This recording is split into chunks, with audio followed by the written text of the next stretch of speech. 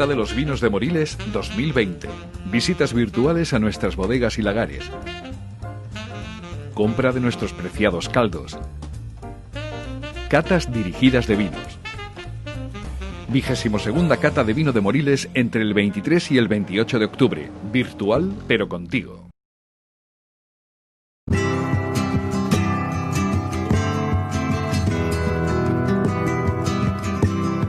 Amigo, ¿cómo estás esta mañana? ¿Recuerdas algo de lo que te ocurrió ayer? Ya sé que no te importa, te llueve por la noche, camina todo el día y vas en busca de tu ser. En tus labios brilla una sonrisa que penetra en lo más hondo de mi ser. Ya sé que no te importa, tienes que seguir, tú debes conseguir que nada te ate aquí. En tu mente ya lo pone todo tal como ha de ser. Sigues luchando y podrás lograr al fin tu ser, al fin tu ser.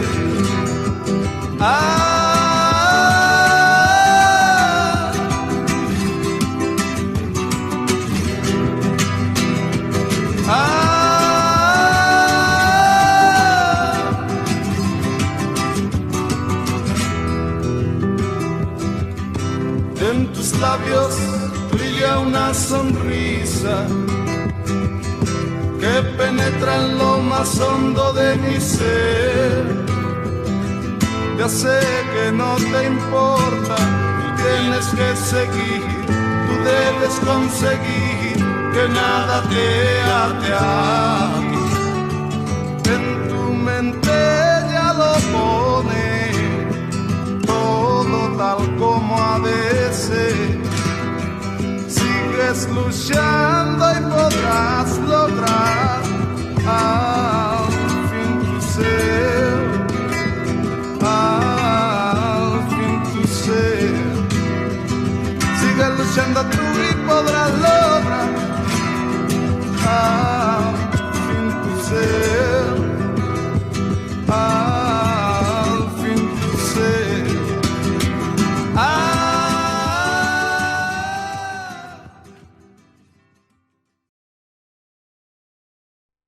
Bienvenidos, espero que estéis disfrutando, que sea hoy una nueva tarde apasionante y vamos a dar comienzo dando las gracias pues, a la Diputación de Córdoba, al Ayuntamiento de Moriles, a la Junta de Andalucía y al Consejo Regulador de Montilla Moriles porque hacen posible estas maravillosas jornadas. Hoy vamos a hablar de ciencia, hoy vamos a tener un día apasionante. Recordaros también que estamos en las redes sociales, Facebook, Twitter, Instagram y sobre todo el dedito para arriba, los likes, para que estos vídeos puedan llegar a mucha más gente. Os invitamos a que compartáis en vuestras redes sociales el contenido de estos vídeos. Y para no restarle ni un solo minuto más a la primera ponencia, apoyados en la ciencia. Conocemos nuestros suelos, vamos a optimizarlos. Técnicas de estudio de calidad de los suelos de Montilla Moriles, a cargo de doña María del Carmen del Campillo García, catedrática de Producción Vegetal, Departamento de la Agronomía de la Universidad de Córdoba, experta en suelo. Sus líneas de investigación son la evaluación de los suelos, clasificación de los suelos y la fertilidad de los suelos del área mediterránea. Ha realizado distintos informes de evaluación de suelos por diferentes lugares de panorama nacional e internacional. En su tesis doctoral, trabajó con los suelos de campos experimentales de las principales denominaciones de origen de España, entre ellas Montilla Moriles, Huelva, Jerez, La Mancha, La Rioja y Ribera del Duero. Su proyecto de fin de carrera fue sobre los suelos de la comarca de Montilla Moriles y ha impartido cursos sobre suelos de viñedo a nivel nacional e internacional. Me dejo muchas cosas, María Carmen, espero que me lo perdones. Bienvenida a la jornada de hoy y esperamos todos disfrutar con tu conversación. Muchas gracias, Fran.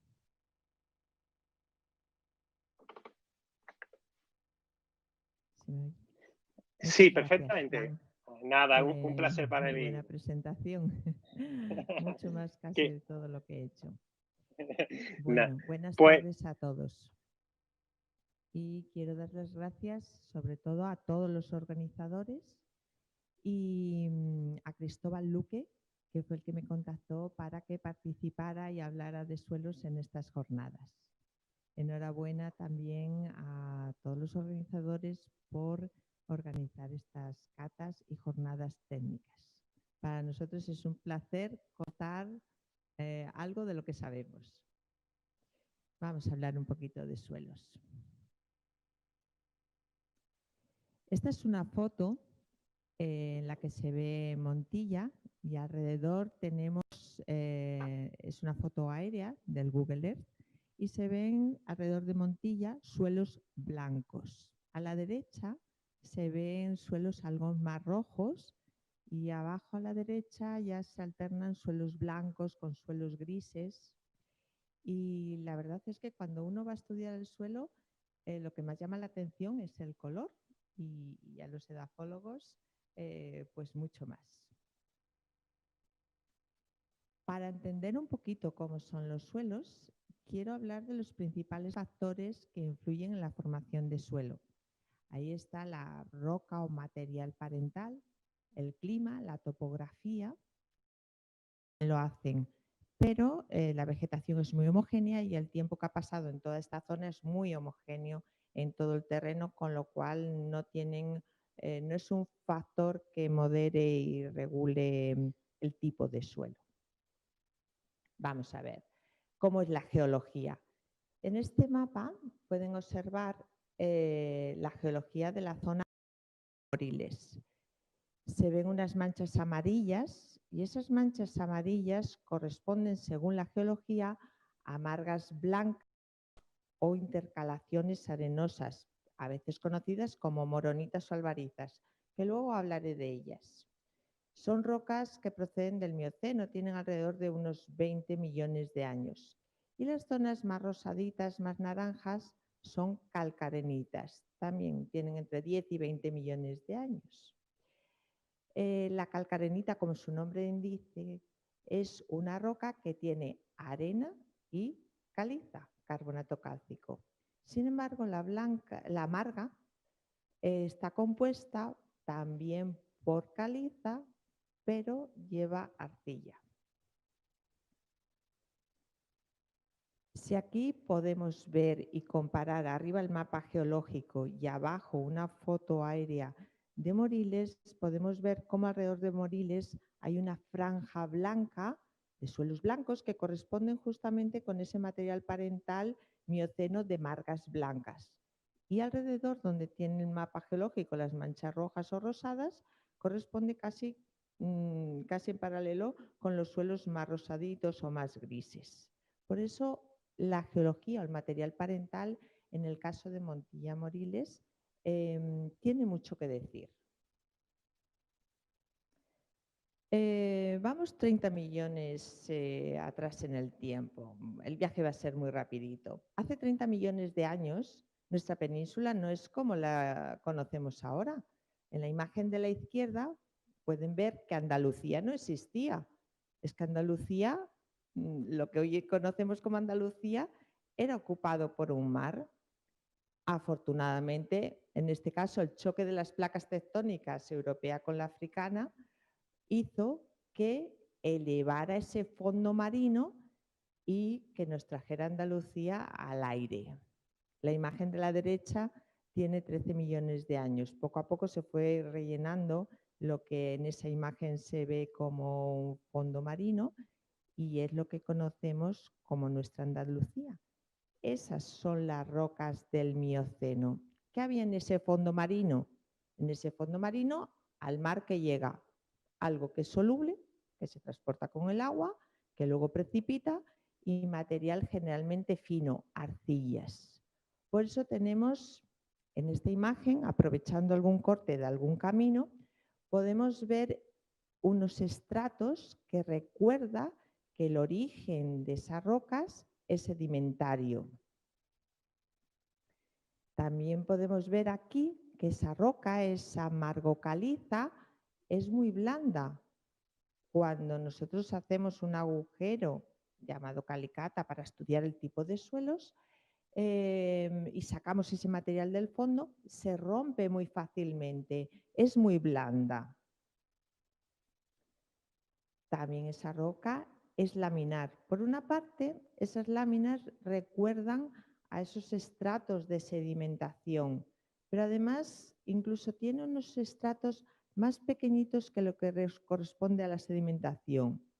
Y es que en muchos casos esa margocaliza tiene incorporadas unos fósiles llamados diatomeas, que tienen un caparazón de silicio. Y ahí tenemos una imagen de lo que son las diatomeas. Son algas unicelulares que al tener ese caparazón de silicio hacen que esa margocaliza, además de tener esos laminitas de sedimentación, tenga un aspecto hojaldrado. Es lo que se conoce con el nombre de la roca de moronita o albariza. Moronita es porque, bueno, fue la primera vez, se habló de ella la primera vez en Morón de la Frontera, alrededor de 1880, y también llamada roca albariza. Este es el aspecto que tiene la roca a 1 metro o 2, dependiendo de los suelos. Es muy hojaldrada.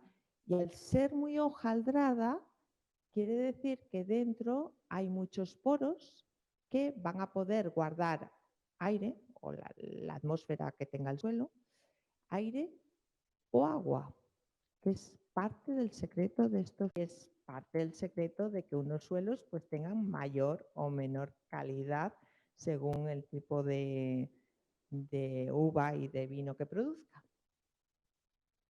Otro de los factores que también comenté que influyen en el tipo de suelos es el relieve. En general, el relieve de la zona es ondulado, pero los suelos que se encuentran en la parte más alta siempre tienen las de perder. ¿Por qué? Porque el material que está más arriba, bien por erosión hídrica, eólica o la propia gravedad, están perdiendo constantemente material que se va acumulando a lo largo de la ladera o en el fondo de los valles. Por eso los suelos de arriba suelen ser mucho más someros, de profundidad más escasita, menor profundidad. Sin embargo, los suelos de los fondos de los valles suelen ser más profundos, incluso más oscuros y en algunos casos más fértiles, porque tienen la roca transformada más lo que han recibido de arriba, que suele ser el material más fino y en muchos casos incluso el más fértil. Otro de los factores que también influyen en la evolución y desarrollo de los suelos es la climatología. Aunque aquí lo hace de una manera como frenando la evolución de los suelos. Me voy a explicar. En esta imagen tenemos cómo varía la temperatura en una línea roja y en barras tenemos la precipitación. Me van a perdonar porque no estoy muy segura que ese diagrama ombrotérmico corresponda a la zona de Moriles, pero la idea sí la recoge bien. Y es que para que evolucione un suelo necesitamos temperatura y precipitación. Y precisamente, no solamente en Moriles, sino en el clima mediterráneo, lo que tenemos es o agua en invierno o temperatura en verano. Pero para que ocurran todas las reacciones de evolución y meteorización de una roca, lo bueno sería que tener alta temperatura y alta cantidad de agua. Y nosotros o tenemos agua en invierno y baja temperatura, o alta temperatura pero nos falta agua. Así que la evolución de estos suelos es muy lenta, está muy limitada porque nos faltan factores que provoquen la meteorización de la roca. Otro de los factores que también condiciona que los suelos sean más profundos, que la roca se altere, se meteorice y se formen grandes suelos en el sentido de profundidad y evolucionados, es el agua de lavado. En esta imagen tenemos en azul la precipitación y en rojo la evapotranspiración potencial.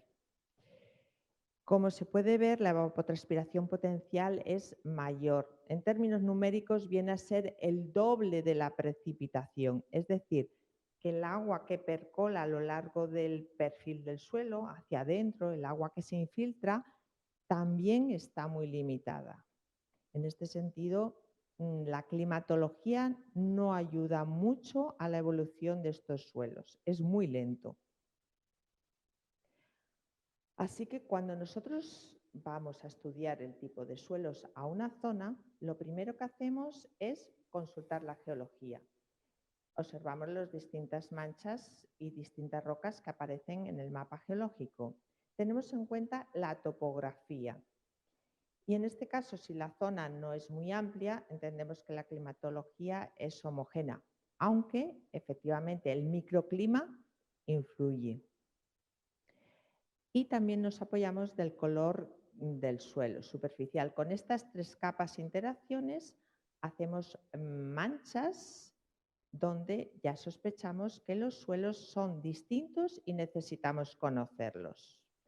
Y bueno, teniendo en cuenta uno de los principios de los agrónomos que tienen más poder, Abu Zakaria Idaía, un sevillano del siglo XII, donde en su libro de agricultura ya nos decía en la primera parte, en el primer capítulo y en el primer párrafo nos decía que el primer principio de la agricultura es el conocimiento de las tierras.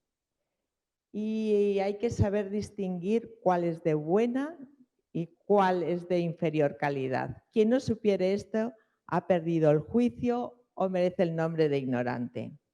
Y nosotros no estamos por la labor. Así que vamos a estudiar los suelos.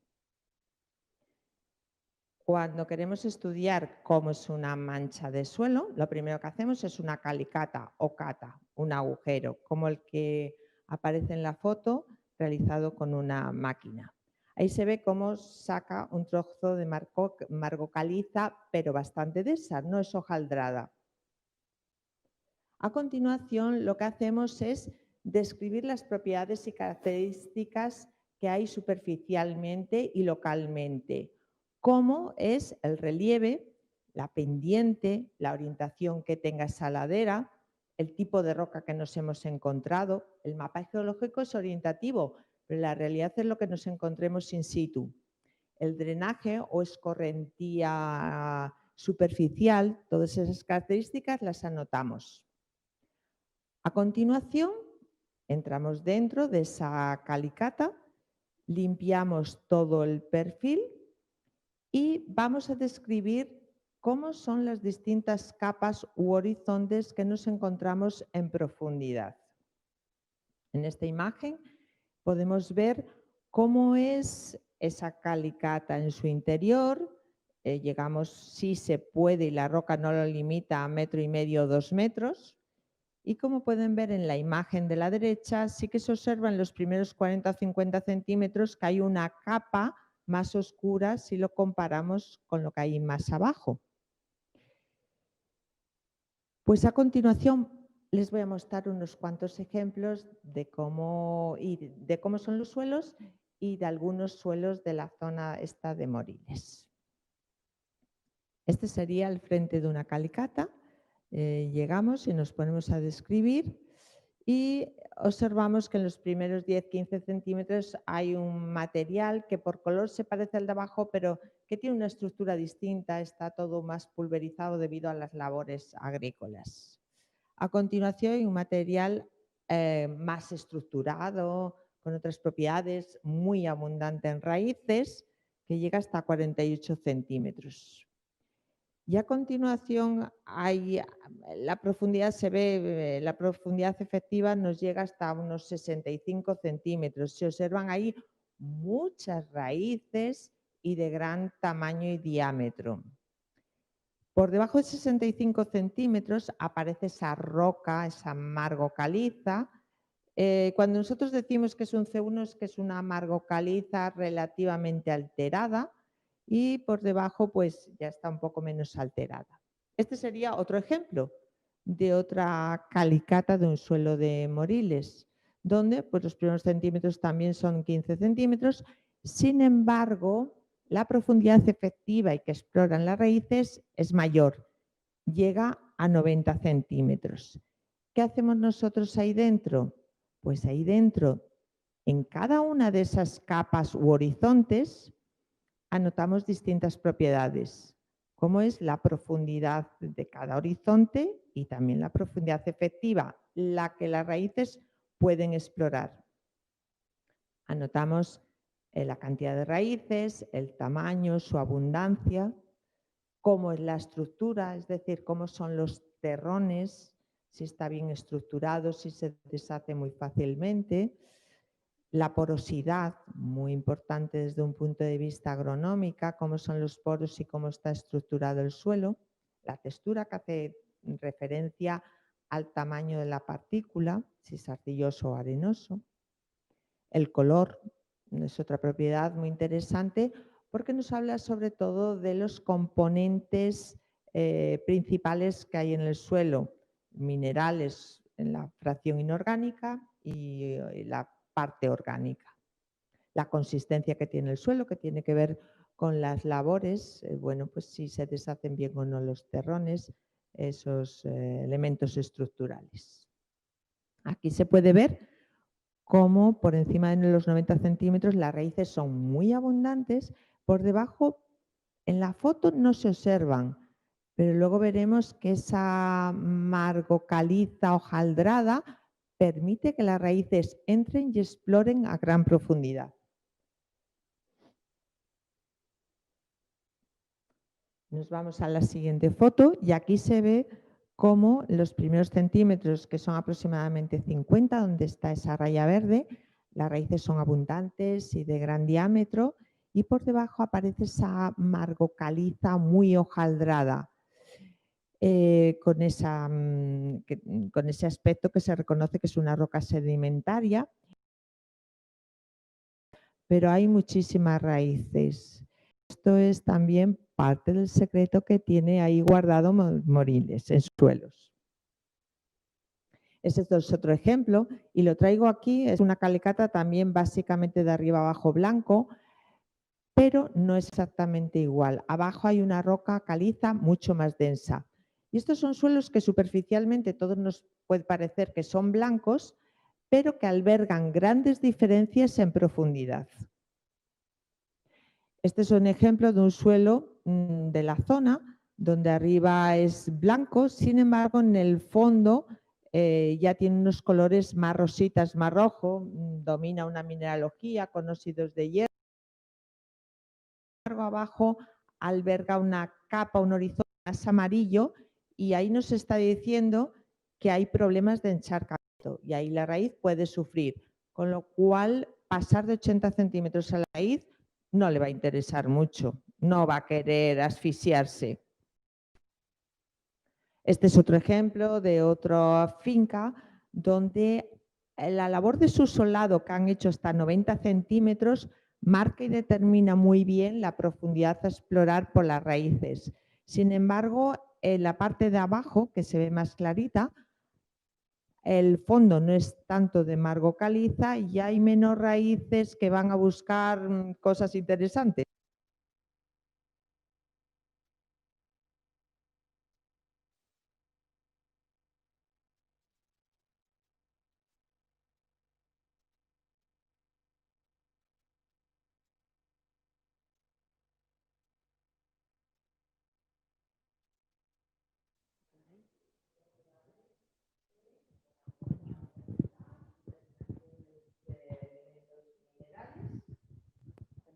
Creo que no se oye.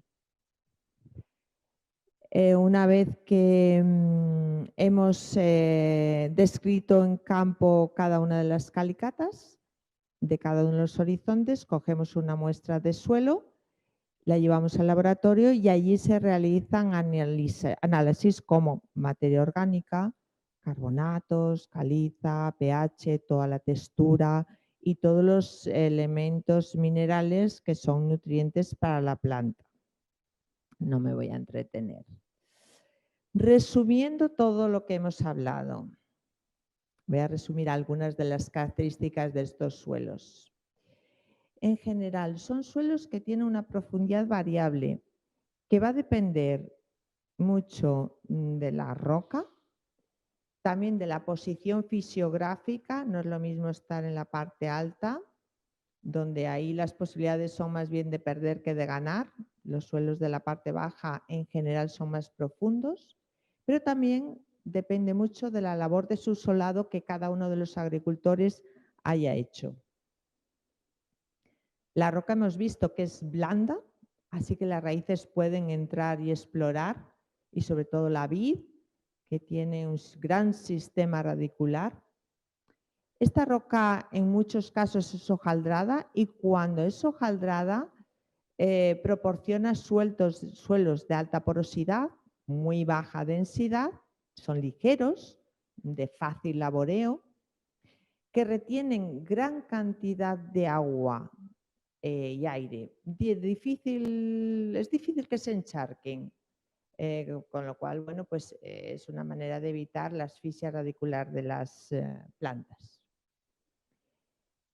Como tienen tanto carbonato, tanto caliza, el color es blanco, y tienen además también otra propiedad muy interesante, que es que reflejan la luz, reflejan bastante luz. Es lo que conocemos nosotros como albedo. El albedo es muy alto y por una parte tiene una propiedad que es una luz que va reflejada y que en algunos casos la planta o el racimo puede recoger, pero por otra parte, al reflejar la luz, se calientan menos que otros suelos con más color. ¿Qué quiere decir eso? Que al tener menos temperatura, la cantidad de agua que hay dentro se va a evaporar en menor medida. Así que los agricultores lo conocen muy bien y de hecho saben que tienen suelos frescos, que ellos dicen. Son suelos que gestionan muy bien el agua, tanto por la roca que tienen cuando la tienen hojaldrada, como por el color. Y en un clima en el que estamos, donde una de las principales limitaciones que tenemos es la cantidad de agua a la hora de producir, este tipo de suelos en este sentido es un lujo. Respecto a la fertilidad química de estos suelos, en general lo que yo he visto es que tienen unos contenidos de materia orgánica bajos, no son altos. No me he encontrado con gente que hace aportaciones de materia orgánica. La materia orgánica siempre es muy interesante, es una fuente de nutrientes, pero también proporciona muy buenas propiedades físicas al suelo. El pH es calcáreo, es alto por ese contenido de carbonato cálcico, pero limita la disponibilidad de muchos micronutrientes, sobre todo hierro, zinc y en mayor medida el hierro. La foto que se muestra a la derecha, seguro que es una foto y una imagen que muchos reconocen, porque esto está indicando que la planta sufre una deficiencia de hierro, está anémica. Hay una alteración en esa nutrición y se reconoce por esa falta de clorofila entre los nervios. Y además no es fácil solucionar esta deficiencia de hierro. Son suelos que bloquean el hierro, no es que le falte hierro total al suelo, pero sí falta disponibilidad de hierro. De otras propiedades que se valoran en la fertilidad química, como la capacidad de intercambio catiónico, niveles de macronutrientes, yo no he visto problemas. No tienen grandes cantidades, evidentemente, pero tampoco he visto problemas ni de calcio ni de magnesio.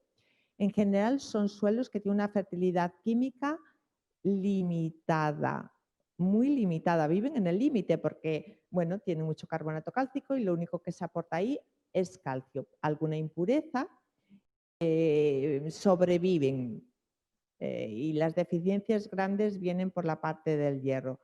Pero como he dicho antes, tiene unas propiedades magníficas y yo creo que la naturaleza ha hecho un gran regalo con este material parental, esta roca y estos suelos a la zona de Moriles. es un lujo porque creo que la mejor vocación que tienen estos suelos es tener vid, que sabe aprovechar en profundidad esa estructura hojaldrada, esa cantidad de agua, y en superficie, bueno, pues esa reflexión de la luz, ese albedo, también favorece la maduración en gran medida. Y con todo ello, muchas gracias por todo y a todos los organizadores. Muchas gracias.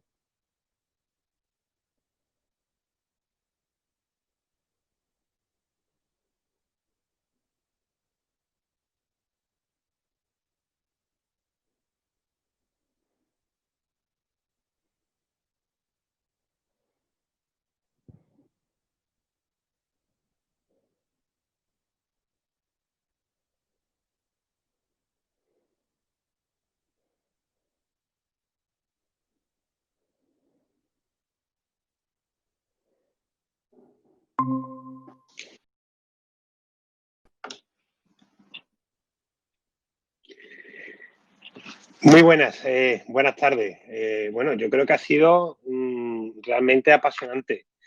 La verdad es que en el chat no ha surgido ninguna pregunta porque yo creo que nos hemos quedado todos un poco boquiabiertos porque la singularidad de nuestro suelo, la verdad es que lo marcan las historias, ¿no? Yo sí que me gustaría un poco saber ese conocimiento que tenemos sobre el suelo. ¿Tú crees que ya en la época de los fenicios, cuando nos trajeron la vitis vinífera, en la evolución de la época de los romanos, ya ellos se dieron cuenta que esos suelos blancos eran unos suelos idóneos y óptimos para la elaboración de vinos? Se me está cayendo esto, perdón. ¿Me puedes repetir la pregunta, Fran? Sí, mira, te estaba preguntando en relación a la historia. Hoy por hoy sabemos y tenemos información, y tú la acabas de demostrar, de la singularidad que tienen nuestros suelos, nuestros suelos blancos, ¿no? Nuestras albarizas, como solemos decir. Yo siempre me he preguntado que si aquellos fenicios que venían, que nos trajeron la vitis vinífera, o aquellos romanos que llegaron aquí al sur de Europa, también vieron en el suelo esas características singulares para el cultivo de la vid. Sí. Vamos, que Columela ya lo recoge, esto pues hace 2000 años, lo recoge en su libro, o sea que ya lo habían visto, efectivamente. Sabían lo que traían entre manos. Sí, no podemos desaprovechar lo que la historia nos ha contado. Siempre, aprovecho y te hacerte otra pregunta, que mientras se aparece alguna en el chat que pueda compartirte, siempre se ha comparado nuestros suelos con los suelos de la Champagne. Tú que tienes información técnica, ¿hasta qué punto tienen parecidos? Mira, yo, a ver, sé que son calizos hasta donde llego porque no los conozco con detalle, ¿eh? Pero no lo sé si tienen esa estructura hojaldrada. Son calizos y comparten, bueno, gran parte de las limitaciones en productividad por esa deficiencia de hierro y en algunos casos fósforo. Pero me parece que no tienen esa estructura tan hojaldrada como la que tienen los suelos de Moriles y Montilla. En Jerez también lo tienen, evidentemente. Bueno, te transmito el agradecimiento.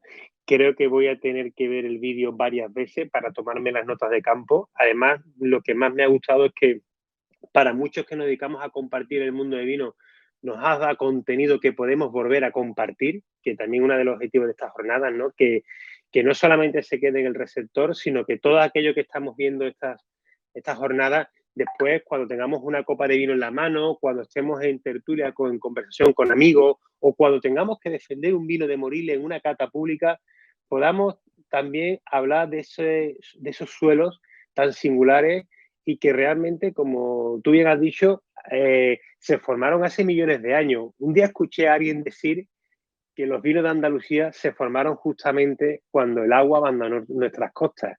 Quizás tu ponencia nos lleva a esa conclusión. El vino no nació con la vitis vinífera, el vino nació en Andalucía cuando se formaron esos suelos ricos para el cultivo de la vid. Efectivamente. Los suelos vieron la luz, pues empezaron a ver la luz hace unos 20, 30 millones de años, pero se formaron hace bastante más, 60 millones de años o algo así. Y sí, yo de vinos tengo que confesar que no entiendo mucho, pero que son suelos que transmiten a la uva unas características muy peculiares, porque hasta donde he leído de la parte de vinos, em, tienen esa fertilidad química limitada pero equilibrada. Y yo creo que en cierto modo la planta lo recoge. Mira, ahí ha surgido una pregunta y además me parece muy interesante porque cuando hablamos de suelo, hablamos de suelos pobres y en ocasiones hablamos de suelos fértiles, pero algunas veces el desconocimiento hace que, oye, ¿y cómo es posible que en un suelo pobre sea óptimo para el cultivo de la vid o del olivo o de muchísimos huertos que tenemos en Andalucía en base a esa pobreza que puede parecer cuando se habla de que no es óptima para el cultivo? ¿Cómo podríamos definir para que se pueda entender cuando nos referimos a suelos pobres? Bueno, hay algunos parámetros que nos dicen a nosotros que manejamos y si no se cumplen esos parámetros, esos niveles, pues decimos es pobre en un nutriente, en fósforo, en arcilla, en lo que vayamos buscando. Y quizás en algunos casos, pues hay cultivos, en algún caso, que son muy exigentes en esa limitación. Con lo cual, bueno, un ejemplo. Si es un cultivo muy exigente en hierro y el suelo es pobre en hierro, pues vamos a decir que es un suelo pobre en hierro para esa planta. Entonces, o nos buscamos otro cultivo, otra variedad, o hay que hacer aportaciones extras. Lo de pobreza y riqueza depende. Yo además siempre defiendo que la agricultura es la ciencia del depende. No hay ningún suelo malo, todo depende de la vocación que tenga ese suelo y como las personas. Si ese suelo tú no le dedicas a lo que tiene que estar dedicado, nos vamos a encontrar con problemas. Al suelo hay Pues, que conocerle y entenderle para darle aquello que necesita o que nos dé a nosotros lo que puede. Pues te agradezco la respuesta y el tiempo, María del Carmen, muy agradecido de corazón y espero que sigas con nosotros, que ahora tenemos una cata tertulia. No te vayas muy lejos, que ¿Cómo la me voy a tarde perderlo continúa. mejor? Y gracias por tu tiempo y felicidades por Muchas tu gracias trabajo. a todos, Fran, a todos. Muchas gracias.